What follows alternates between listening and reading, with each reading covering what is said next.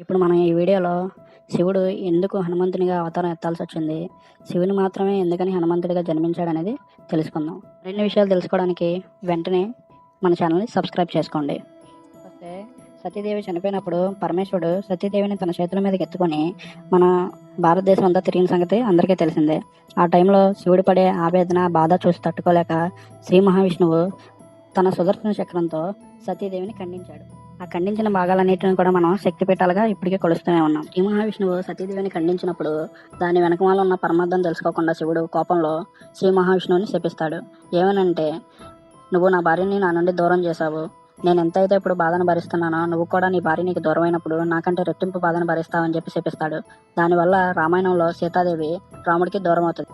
శివుడు కోపం తగ్గిన తర్వాత ఉన్న పరమార్థం అర్థం చేసుకొని తప్పు చేశానని చెప్పి గ్రహించి శ్రీ మహావిష్ణువు దగ్గరికి వెళ్ళి, నేను పొరపాటు చేశాను, మీ భార్య మీకు ఎప్పుడైతే దూరం అవుతుందో నేనే నా చేతుల మీదుగా మీ ఇద్దరిని మళ్ళీ తిరిగి కలుపుతానని చెప్పేసి శ్రీ మహావిష్ణుడికి శివుడు మాటిస్తాడు. కారణంగా పరమేశ్వరుడు ఆంజనేయ స్వామిగా అవతారం ఎత్తాల్సి వచ్చింది.